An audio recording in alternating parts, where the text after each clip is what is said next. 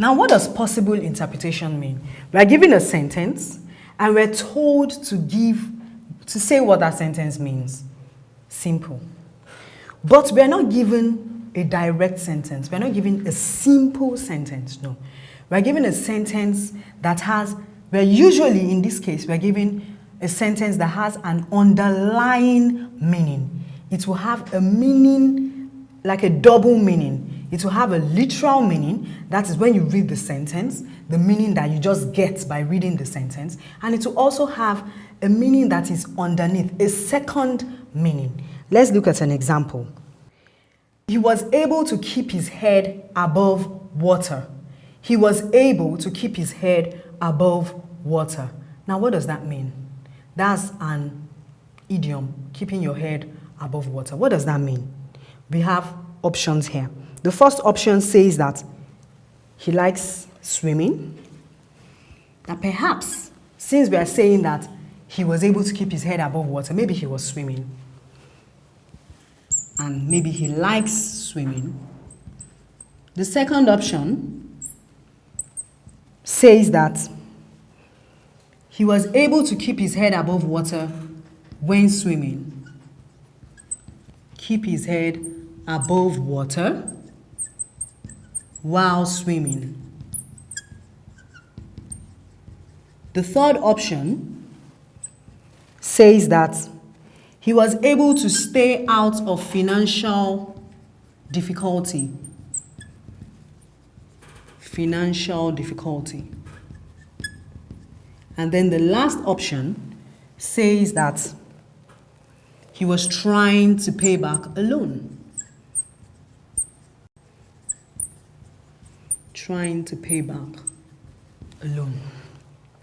Now the sentence is, he was able to keep his head above water. The first option takes something similar to the literal meaning. Since the sentence tells us that he's in water, maybe he likes swimming. But that is not the correct answer. The second option says that he keeps his head above water when swimming. That is what we would think of it when we hear that sentence, that he's keeping his head above water. But that is the literal meaning of that sentence. But you are not being asked for the literal meaning, the direct meaning, the meaning that you can hear once you hear the sentence. We are asked for the second meaning. Now let's look at the remaining options. The option D says he is able to stay out of financial difficulty. And then the last option says that he's trying to pay back a loan. Now, the correct answer is stay out of financial difficulty. Another example of possible interpretations is the military leader blazed the trail by handing over power to the civilians. What does this mean? The military leader blazed the trail. Did he go into the bush and started a trail? Let's see. So this section is called possible interpretations. Possible interpretations. Now, I just read out a sentence that tells us that the military leader blazed the trail by handing over power to the civilians. This means that the leader did what? Our option A, our first option, says that he resigned from the army. Is that what that sentence means? That he resigned from the army? We will see if that is what happened. B, he supports civilian ideas. Is that what happened? Is that how the leader, is that what it means for the leader to blaze the trail? C, he was against the army. Is that what that sentence means? And D, he set an example.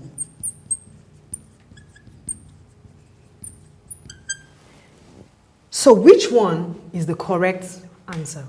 Now, I will tell you that this is a situation where we have answers that are very close to the correct answer. For instance, he resigned from the army. He supports civilian ideas. He was against the army. The correct answer is that he set an example.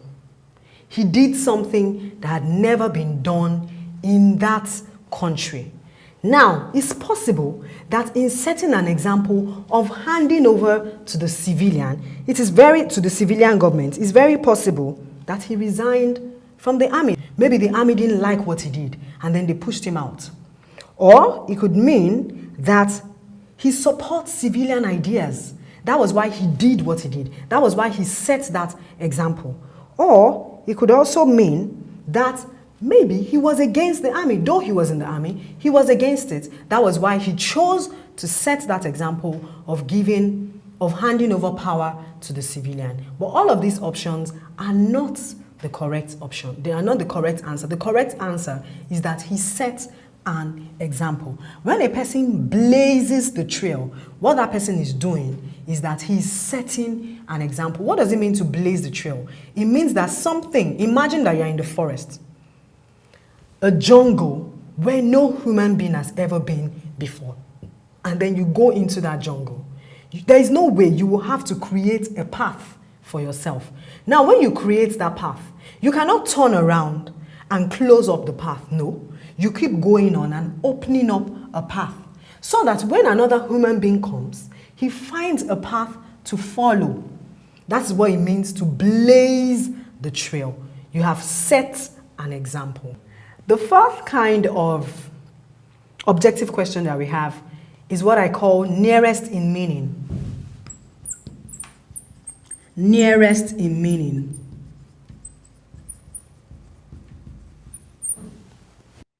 Here, we're given a word and we're supposed to find other words. We're supposed to pick the option that is nearest in meaning to the underlined word.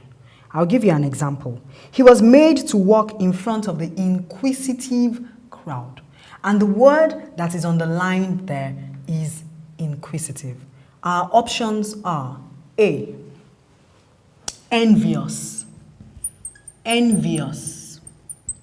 B, indifference. Indifference.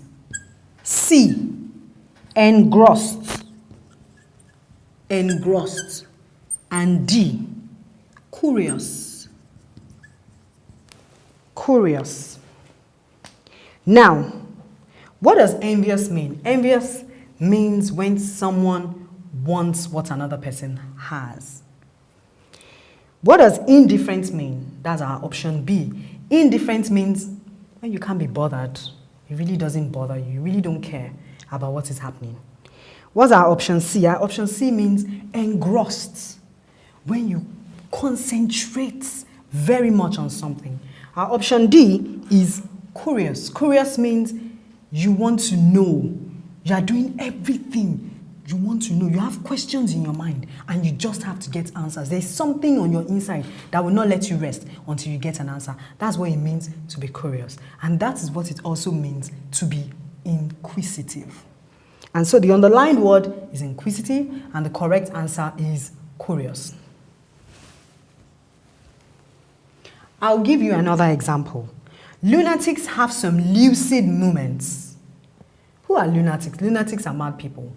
People who are mentally deranged, who are not well in their head, in their brain. And then this sentence tells us that lunatics have some lucid moments. And the underlined word is lucid. So, what does lucid mean? And what word will be closest to it in meaning? We will go through the options that we have. What's the first option? Option A. Option A is troubled. Option B is quiet. Option C is noisy. And option D is sane. What does troubled mean? When something is not peaceful. You are just, the situation is just a disturbing situation. That's what it means to be troubled. Would that be the opposite of lucid? No. The next option is quiet. When everything is quiet, you cannot hear a sound. That's what quiet means. The next option is noisy. When everything is loud, you can hear very many sounds and they don't sound well. They don't sound pleasant in the ear. The last option is sane. Now, sane is the answer and I'll tell you why. Lunatics have some lucid moments. What does lucid mean? Lucid means clear. When you have clarity of thoughts, when something is clear, you know that moment when you understand something, when your thoughts are just clear, that's what lucid means. And so sane, if a madman has a moment of lucidity, that means that he has a moment of clear thoughts. That means that he has a moment of sanity. What does sanity mean? Sanity means to be well in the head. And so sane is the correct answer. This is all for objective section in O-level English examination.